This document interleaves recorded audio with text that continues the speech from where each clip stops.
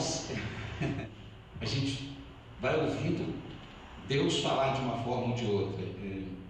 Meu pai fala que quando Deus fala muito com a gente é porque a gente está precisando muito, né?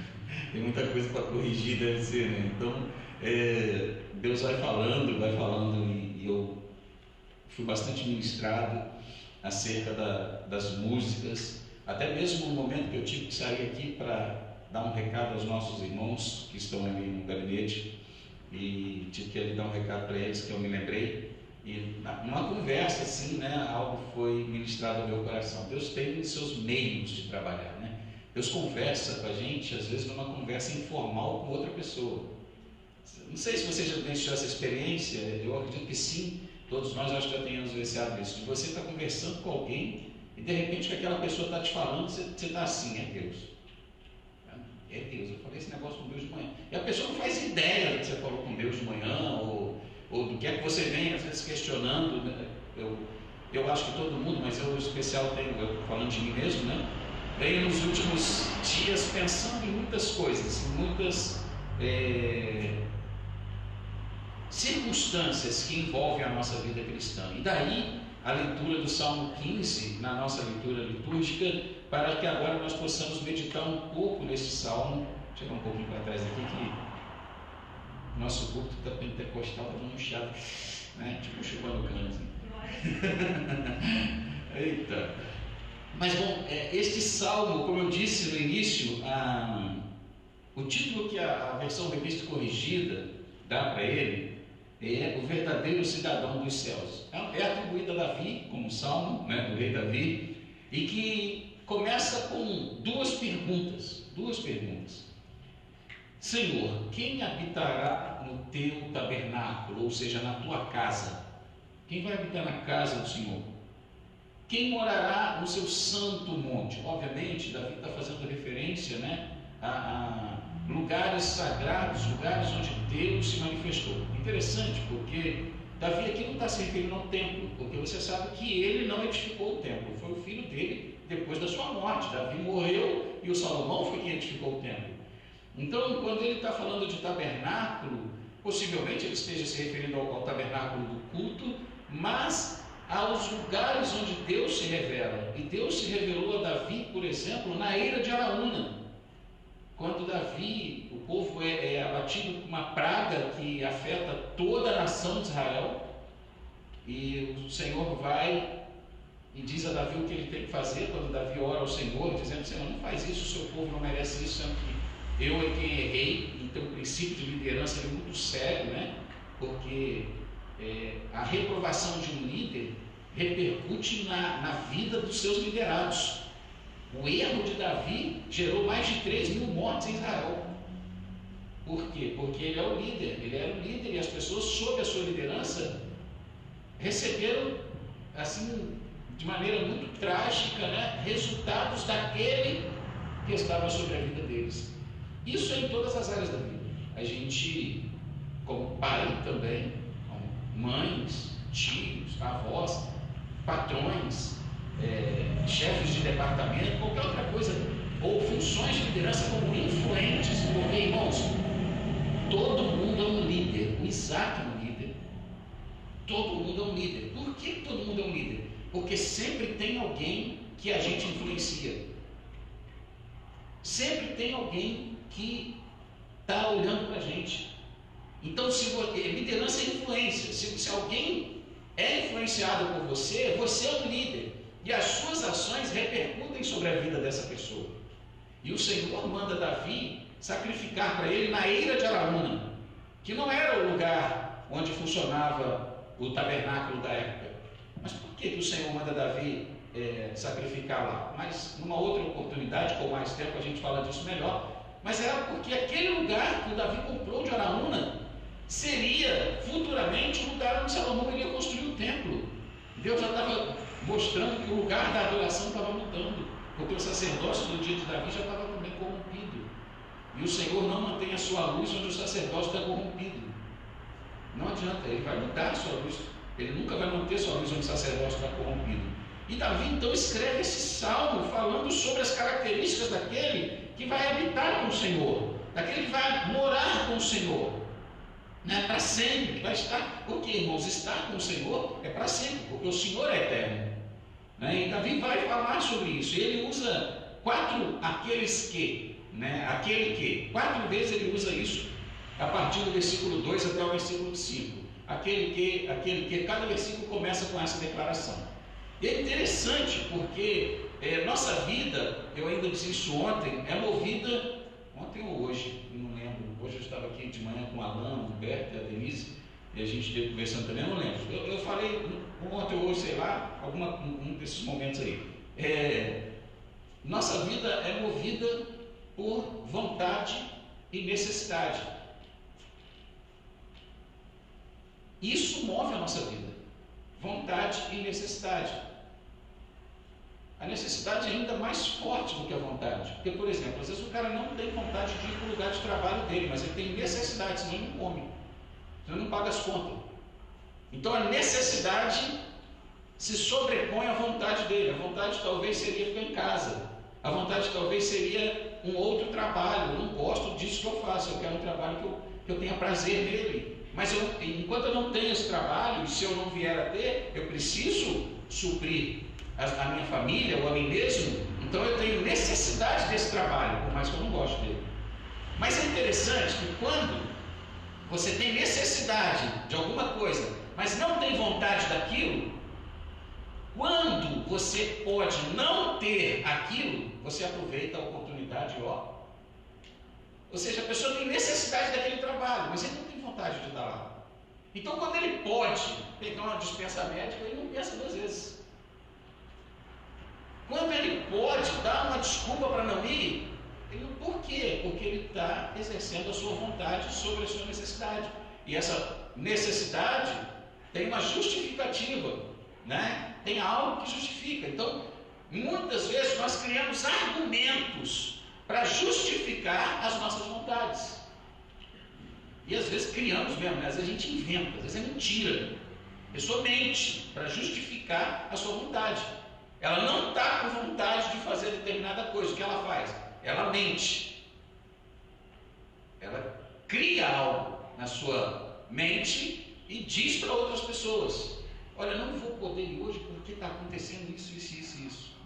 Porque na verdade a vontade dela é não ir. Ela até teria necessidade de estar lá, mas não está com vontade. E ela, quando a vontade se sobrepõe, muitas vezes ela inventa alguma coisa, ela cria alguma coisa.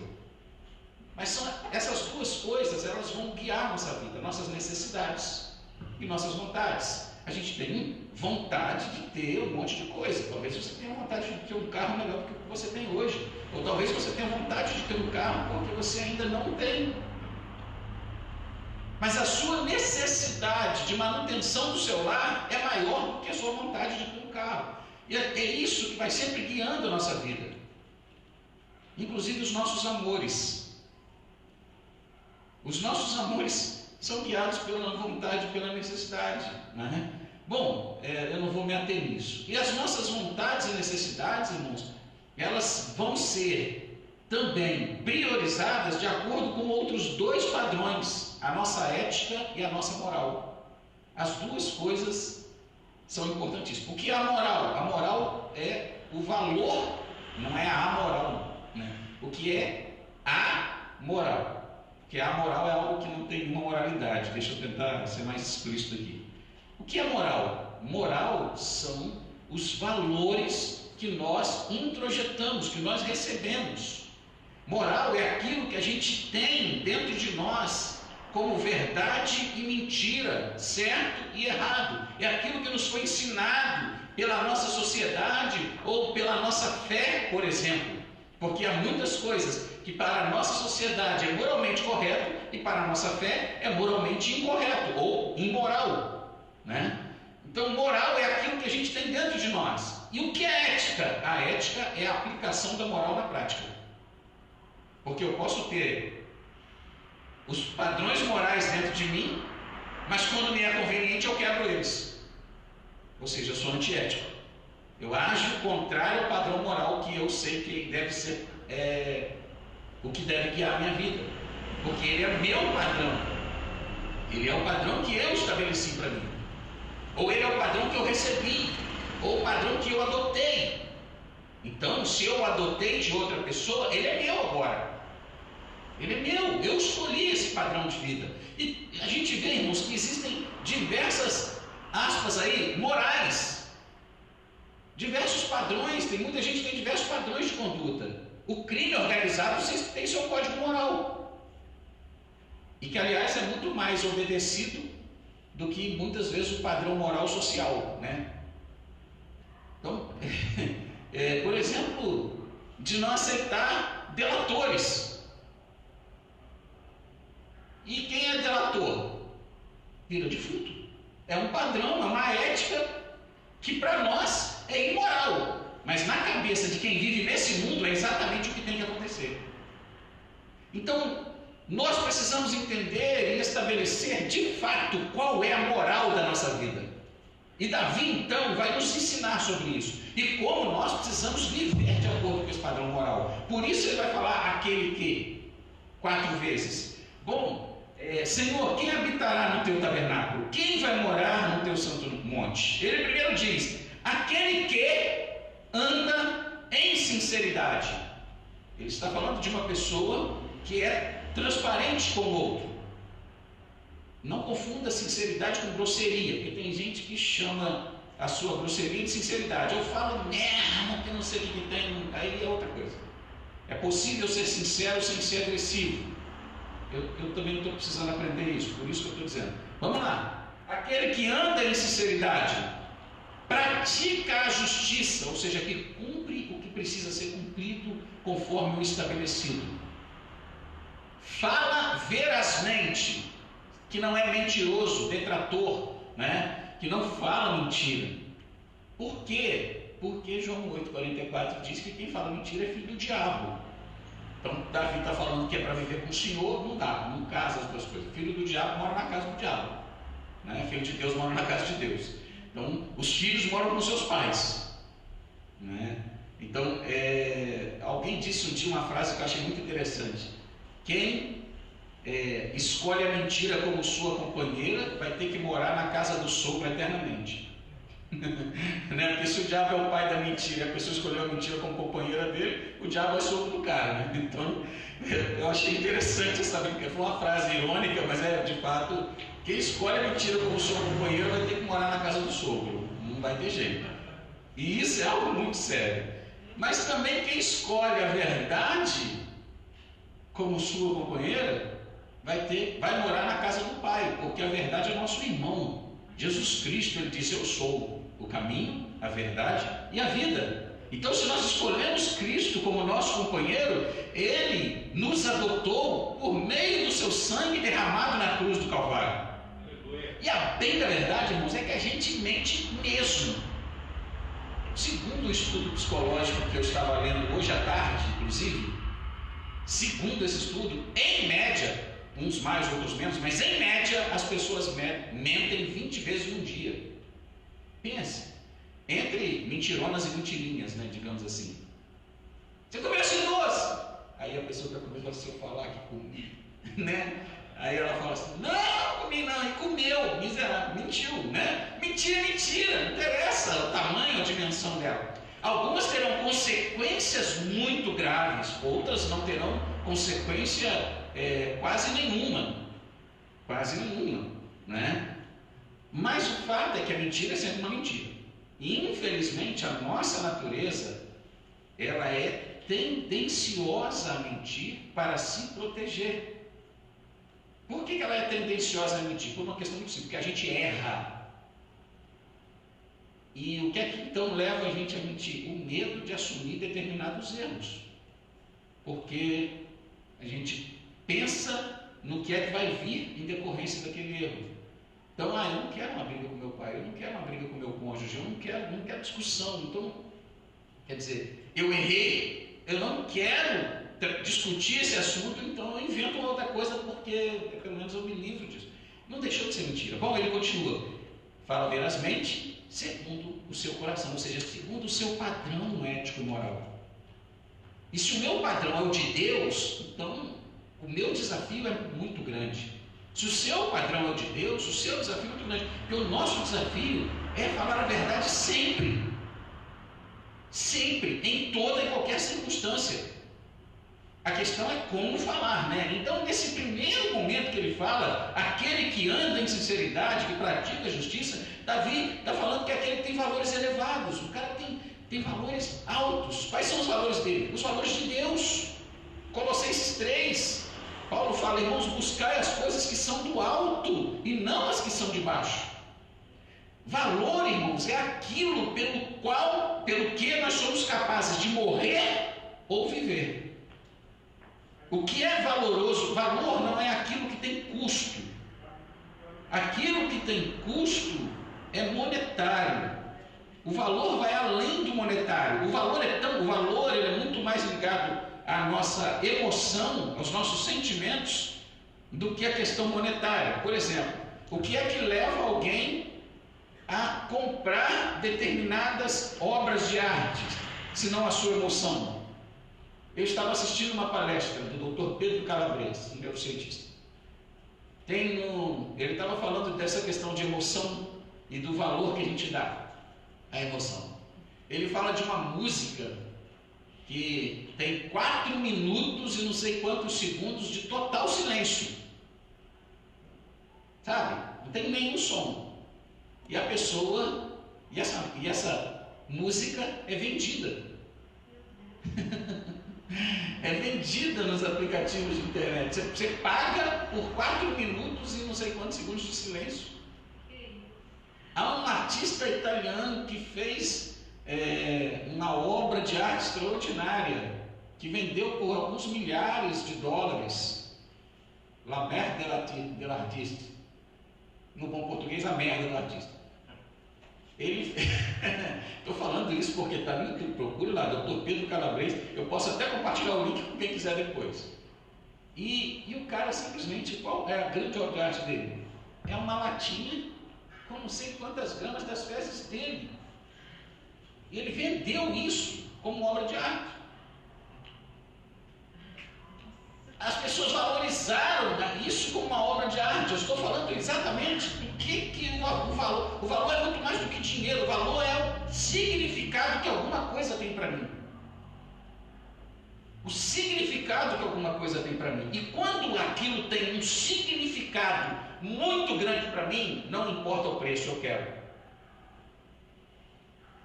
O valor transcende a questão monetária. E aí você entende o valor que você tem para Deus. Olha o preço que Jesus pagou. Não é verdade? O valor transcende. Então ele espera, como Davi diz, aquele que vai morar com o Senhor é aquele que tem valores elevados. E que, aí sim, investe nesses valores. Suas finanças, né? Seu dinheiro, seu tempo, sua vida, vive em função dos valores. Vive em função dos valores. E se o Evangelho é um grande valor da minha vida, eu vou investir. Porque quando eu valorizo algo, eu vivo em função do valor que eu dou àquele algo. É isso exatamente o que o salmista está dizendo. A sinceridade, que é a combinação entre ortodoxia, ou seja, o que eu acredito, e ortopraxia, o que eu pratico. É quando as duas coisas estão em comum acordo. Porque eu posso dizer que eu acredito no Evangelho, e o Evangelho, em essência, é o amor. Mas aí, num dado momento, eu encontro o pastor Fernando, eu encontro o presbítero Joés, ou alguém na rua, falo: rapaz, olha, eu odeio o André, você não sabe o quanto que eu suporto aquele cara da igreja. Pense. E não pense que isso é uma hipótese, não. Isso acontece em diversas situações. De você escutar isso de alguém: eu não suporto o fulano. Então eu tenho uma ortodoxia, ou seja, algo que é para mim aqui um valor, mas que na verdade não concorda com a minha prática. É por isso que ele diz que é aquele que anda em sinceridade. Seus valores são elevados e ele vive a realidade desses valores, ou pelo menos se esforça por viver a realidade desses valores. Aí ele vai para o segundo, aquele que...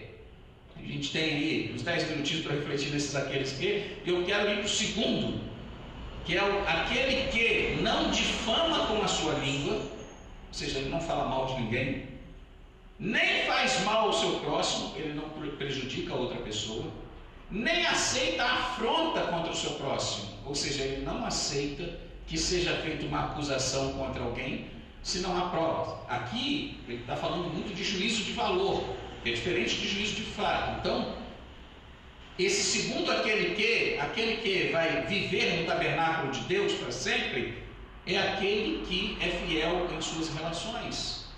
É fiel em suas relações. Ou seja, se a pessoa é verdadeiramente meu amigo, se eu realmente tenho essa pessoa como alguém valoroso para mim, ou mesmo que a pessoa seja alguém que eu não conheço, eu vou viver um padrão de fidelidade na relação que eu tenho com essa pessoa. Por exemplo, eu não tenho nenhuma relação com o presidente da República. Eu o conheço, como todo mundo conhece, mas ele não faz ideia de quem eu sou. E eu tenho amigos de ambos os lados, né? De acusadores e de defensores irrestritos. Né? Gente que é capaz de defendê-lo sobre qualquer situação, e gente que é capaz de acusá-lo sobre qualquer situação. Estou citando o nosso presidente da República porque ele é um ícone dessa realidade. Ele tem dividido, a pessoa dele tem dividido uma nação, tem dividido famílias, tem gerado verdadeiras guerras entre amigos, separado amigos de décadas. Um homem que está no poder há 2 anos quase. Entende o que eu estou dizendo, irmãos? Cara, é uma desgraça quando alguém entende que um homem pode ser a solução de uma nação. A solução de uma nação é Jesus Cristo, o Senhor. É uma desgraça quando alguém entende que um homem não pode ser usado por Deus sob hipótese alguma, porque ele não pensa como eu penso. Porque Deus usou Nabucodonosor, um dos mais terríveis imperadores do mundo, para fazer a vontade dele. Deus usou Ciro, o persa, para libertar o seu povo do cativeiro.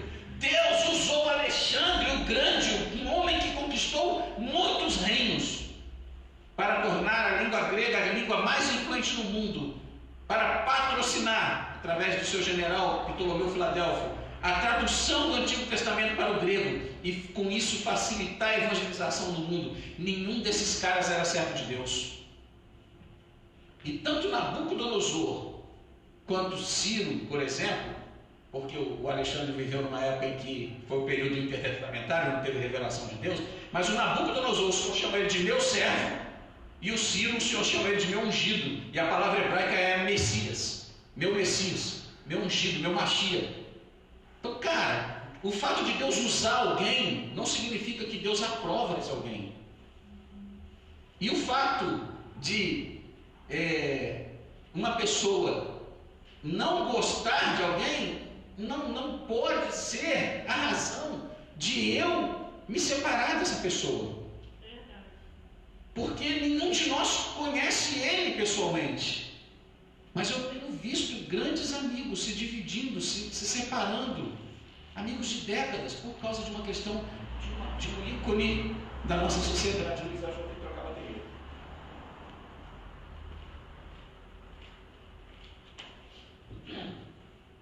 Obrigado, meu querido.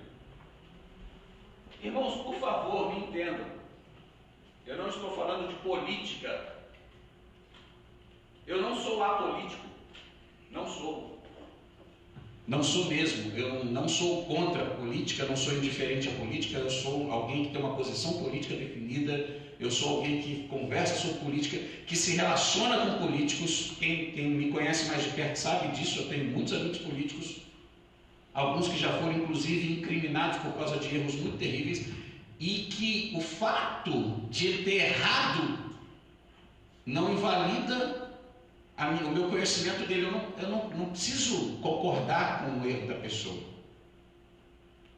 O que eu não posso é simplesmente passar a odiar alguém porque ele tomou uma posição diferente daquela que eu tenho. Quando Davi fala aquele que não difama com a sua língua e tal, ele está falando disso, de fidelidade.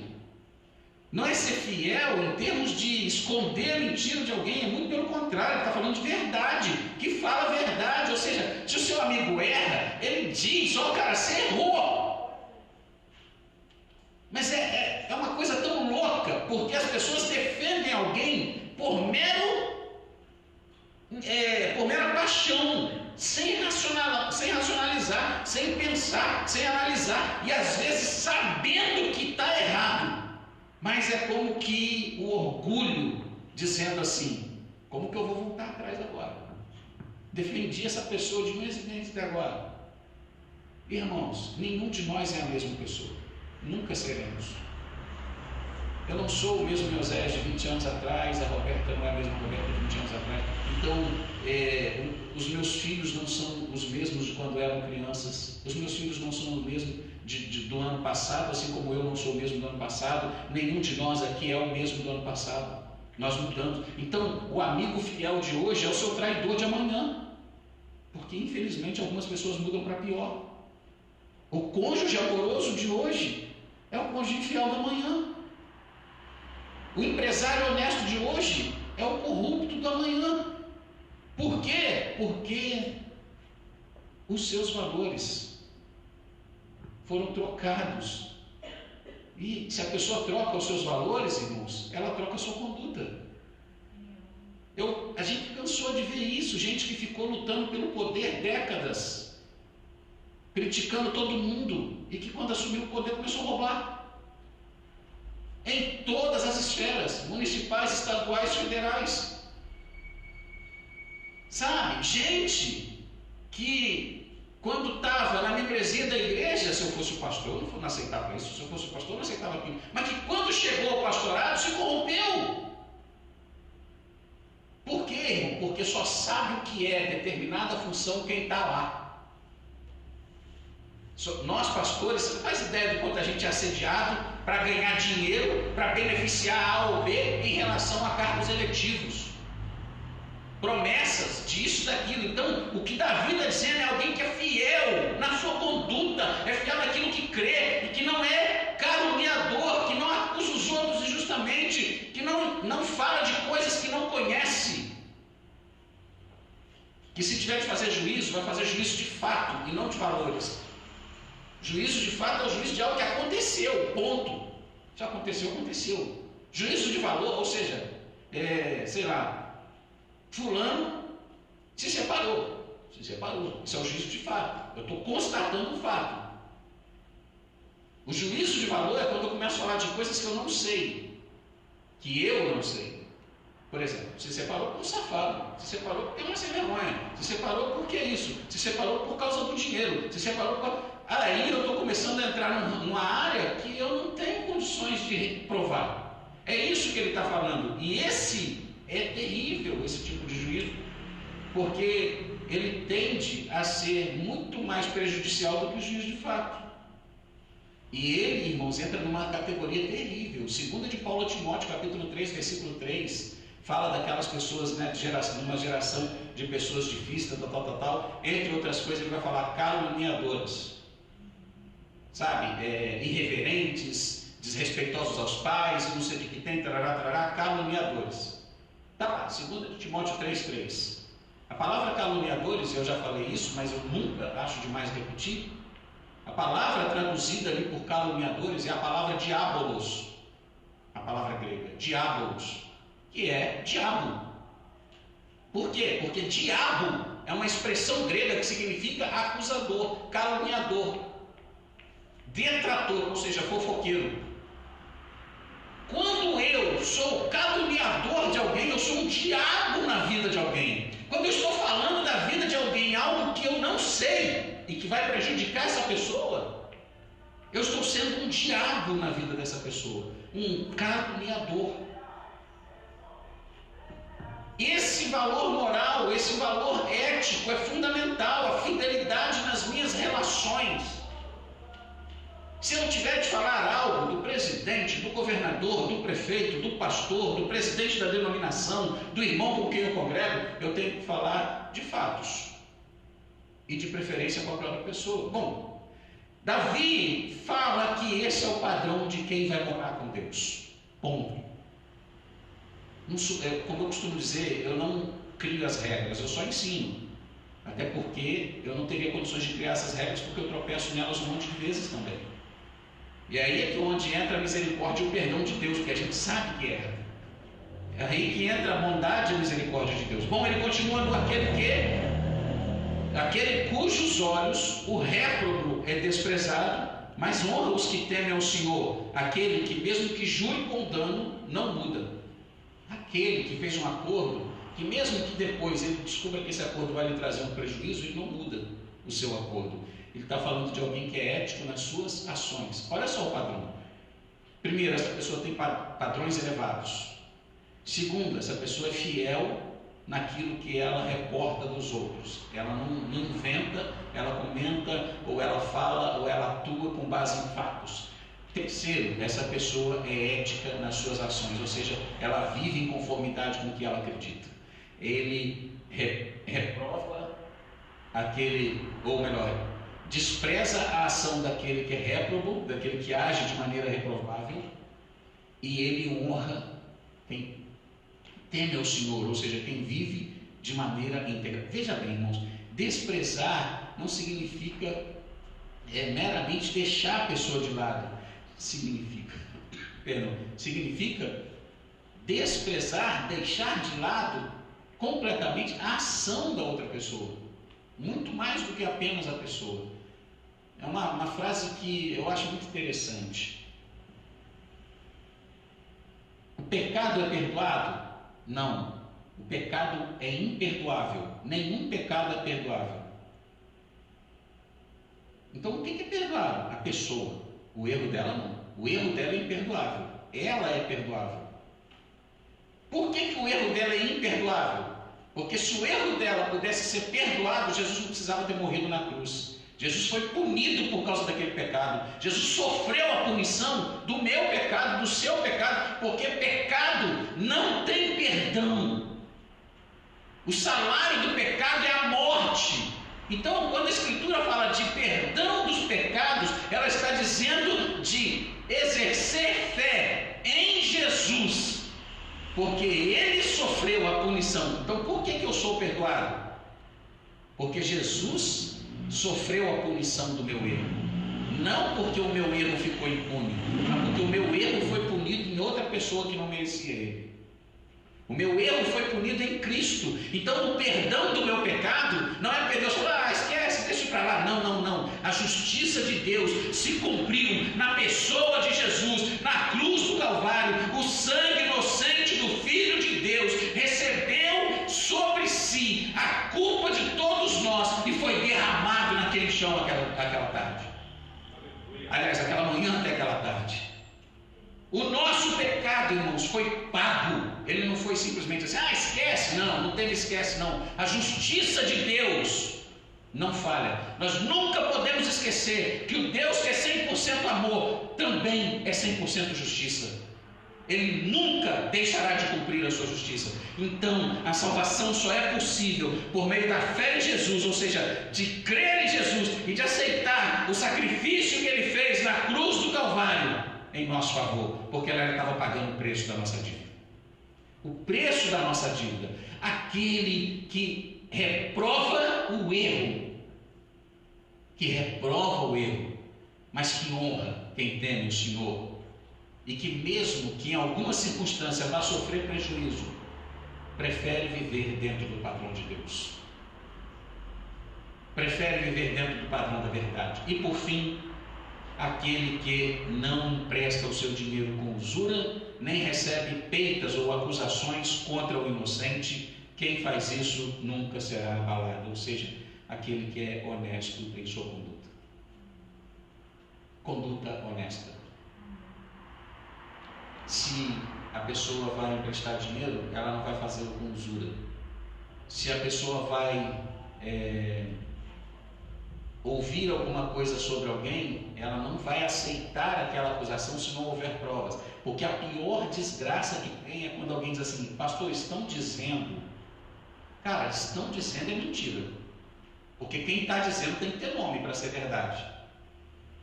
Não, é porque a pessoa pediu para eu não falar, então ela está inventando uma mentira e você está colocando a sua cara a tapa por causa da mentira dela. Porque se ela estivesse falando a verdade, ela fala, pode falar, pastor, que foi eu que disse. É exatamente isso o que o texto está dizendo, que não recebe peitas contra o inocente. Se eu estou falando a verdade, eu não tenho por que pedir proteção da minha identidade. E isso, irmãos, diz respeito à justiça comum e diz respeito, sobretudo, à justiça de Deus. Porque acusar, qualquer um pode acusar. Qualquer um pode. O diabo é bom nisso, né? Caluniadores são bons nisso. São diabolos, a palavra já diz. Mas receber essa acusação, irmãos, não pode ser de maneira nenhuma aceito por um filho de Deus se não houver um fato que comprove aquilo. E quem faz isso nunca será abalado. Essas são as 4 características daquele que vai morar no céu com o Senhor. Por que ele vai morar no céu com o Senhor? Porque essas 4 características são manifestas através da sua vida, por meio da obra do Espírito Santo que nos foi dado. Por meio da obra do Espírito Santo. É aquele que tem valores altos, porque os seus valores foram dados a ele pela palavra de Deus. É aquele que é fiel em suas relações, é aquele que é ético nas suas ações, é aquele que é honesto em sua conduta. Ética, irmãos, é viver o que a gente acredita. Meu irmão, minha irmã, nós vamos ficar aí uma semana sem culto presencial, mas nós não vamos deixar de buscar a Deus. Sobretudo, nós não vamos deixar de viver de acordo com o padrão do verdadeiro cidadão do céu. Nós podemos estar afastados fisicamente, mas nós precisamos estar unidos pelo mesmo Espírito e pela mesma palavra, de maneira que onde quer que a gente esteja, fique evidente de quem nós somos filhos e a quem nós obedecemos. Amém? Vamos orar? Vamos encerrar esse nosso culto em nome de Jesus.